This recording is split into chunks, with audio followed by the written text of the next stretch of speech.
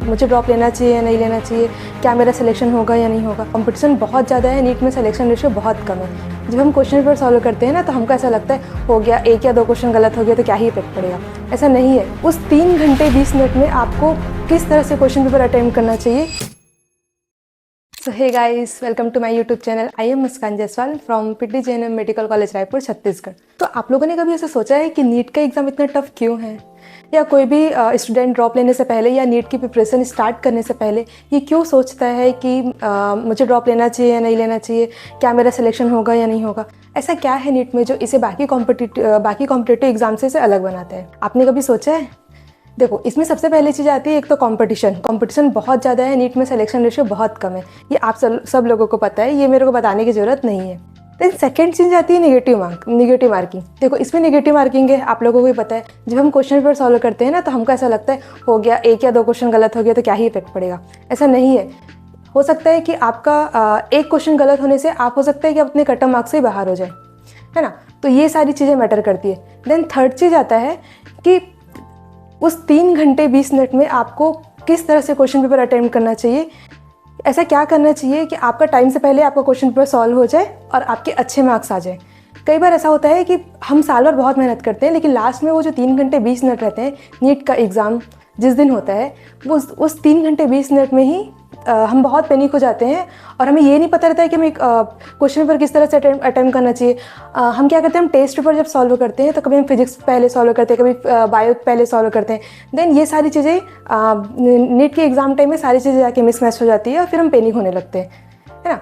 तो एक proper strategy होनी चाहिए कि आपको पहले से ही डिसाइड करना है कि आपको वहाँ जाके किस तरह से पेपर अटेम्प्ट करना है। ये सारी चीज़ें आपके टेस्ट प्रैक्टिस से ही आएगी, ठीक है। तो आज हम इस वीडियो में इसी टॉपिक पे बात करेंगे कि किस तरह से हमें उस नीट के पेपर को अटेम्प्ट करना चाहिए ताकि हम बहुत अच्छा स्कोर कर सकें और हमारा जो क्वेश्चन पेपर है हम उसको टाइम से पहले ही सॉल्व कर सकें।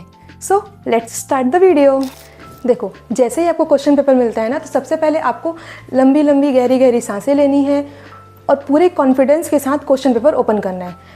वहाँ पर आपको बिल्कुल ही पैनिक नहीं होना है। चाहे आपकी प्रिपरेशन कितनी भी अच्छी हो, चाहे आपने 1 या 2 चैप्टर 4 चैप्टर छोड़ के आया हो, वो मैटर नहीं करता। आपको अपने ऊपर कॉन्फिडेंस रखना है कि जितना मैं पढ़ के आई हूँ, जितना भी पढ़ के आया हूँ, जो भी है उससे जो भी क्वेश्चन आएंगे मैं बना लूँगी। इतना आपको कॉन्फिडेंस रखना है और पूरे कॉन्फिडेंस के साथ आपको क्वेश्चन पेपर ओपन करना है, क्योंकि नीट के एग्जाम में कॉन्फिडेंस बहुत इंपॉर्टेंट रोल प्ले करता है। अगर आप वहाँ पर थोड़ा भी पैनिक होंगे, जैसे क्या होता है जब आप क्वेश्चन पेपर ओपन करेंगे ना तो हो सकता है स्टार्टिंग के 2-4 क्वेश्चन आपको ऐसे दिख जाए जो आपसे नहीं बन रहे हैं, या आप जिस टॉपिक को छोड़ के आए उस टॉपिक से क्वेश्चन आ गए। उसको देखिए पैनिक नहीं होना है, बल्कि अपने आप को समझाना है कि 1 या 2 नहीं बन रहे, कोई बात नहीं, बाकी जो मैं पढ़ी हूँ उसी से आएगा और मैं उसको बना लूँगी, ठीक है। तो सबसे पहले जब भी आप क्वेश्चन पेपर ओपन करोगे तो पूरे कॉन्फिडेंस के साथ करना है। देन इसके बाद आता है कि बहुत सारे बच्चे से कंफ्यूज रहते हैं कि पहले बायो करें, केमिस्ट्री करें, फिजिक्स करें। देखो, सबकी अपनी अपनी स्ट्रैटेजी होती है। किसी को फिजिक्स अच्छा लगता है, किसी को केमिस्ट्री अच्छा लगता है, किसी को बायो अच्छा लगता है।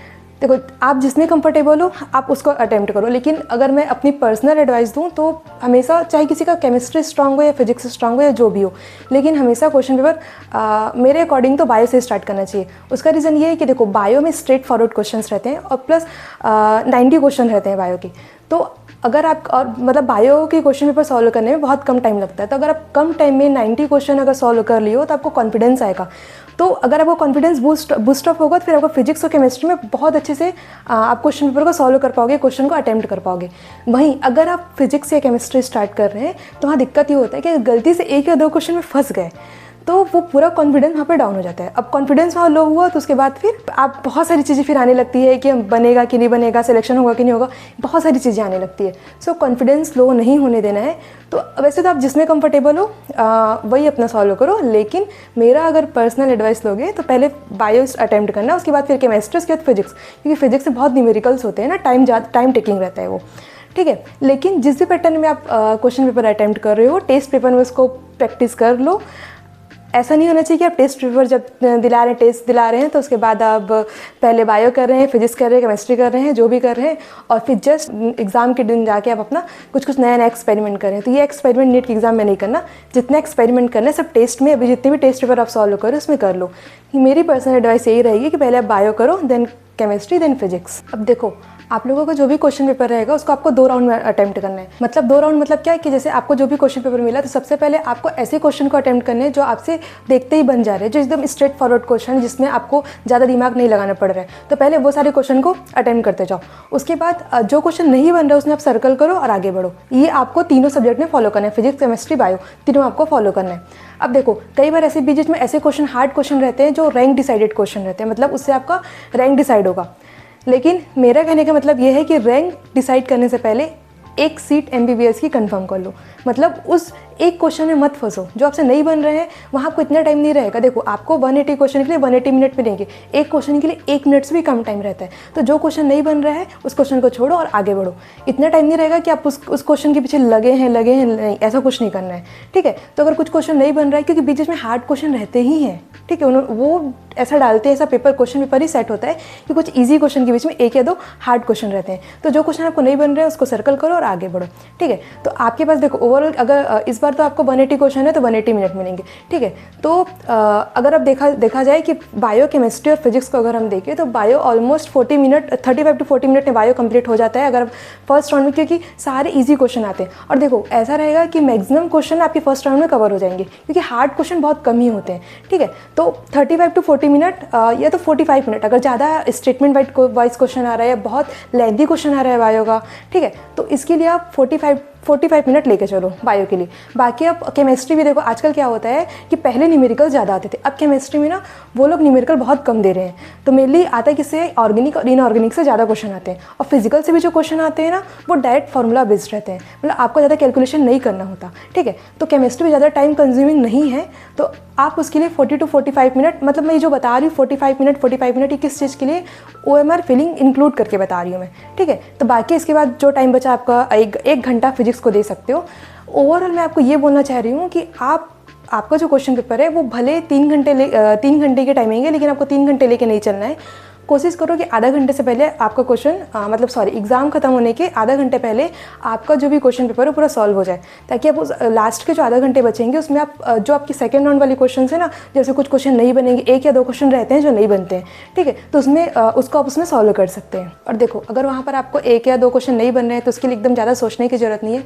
हम वहीं पे बैठे बैठे सोचने लगते हैं कि हम पेरेंट्स को क्या बोलेंगे, हमारा सिलेक्शन नहीं होगा, मतलब बहुत सारी चीज़ें आने लगती दिमाग में। सोचने का काम वहाँ नहीं करना है, सोचने का काम एग्ज़ाम हॉल से बाहर आके करना है। जितना सोचना है एग्ज़ाम जब खत्म हो जाएगा तो एग्ज़ाम हॉल से बाहर आके सोच लेना।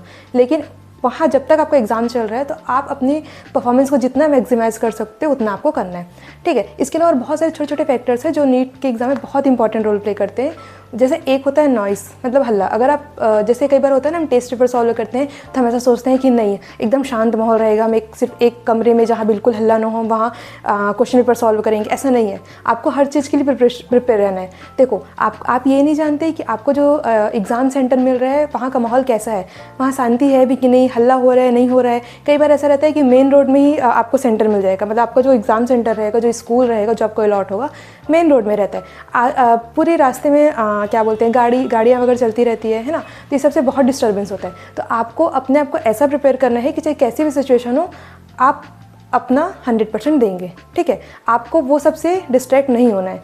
जैसे एक चीज़ और आती है फ़ैन। देखो कई बार ऐसा होता है ना कि जैसे मेरे साथ एक बार हुआ था, मेरे को जो एग्ज़ाम सेंटर मिला था वो वैसे तो सब नॉर्मल था लेकिन वहाँ सिर्फ फ़ैन था। और जब जैसे नीट का एग्ज़ाम स्टार्ट हुआ था बीच में लाइट गोल हो गई थी और मेरा जो सीट था वो पीछे साइड था, तो ऊपर से अंधेरा था और दूसरी बात ये कि लाइट ऑफ हो गई थी तो फ़ैन नहीं चल रहा था। तो क्योंकि नीट का एग्ज़ाम प्रॉपर गर्मी में होता है और दोपहर टाइम होता है तो उस टाइम बहुत गर्मी रहती है, तो उस टाइम ना हमारा जो ब्रेन उतना एक्टिवेट नहीं हो पाता, उतना एक्टिव नहीं रह पाता है। तो ये सारी चीज़ें को आपको अभी से इस सारी चीज़ों के लिए प्रिपेयर होकर चलना है, क्योंकि आप नहीं जानते कि आपको उस 3 घंटे में आपके साथ कैसी सिचुएशन होने वाली है, ठीक है। तो हर चीज़ के लिए प्रिपेयर रहो और जो भी आप question paper test paper solve कर रहे हैं, टेस्ट दिला रहे हैं, प्रॉपर टाइमर लगा के दिलाओ।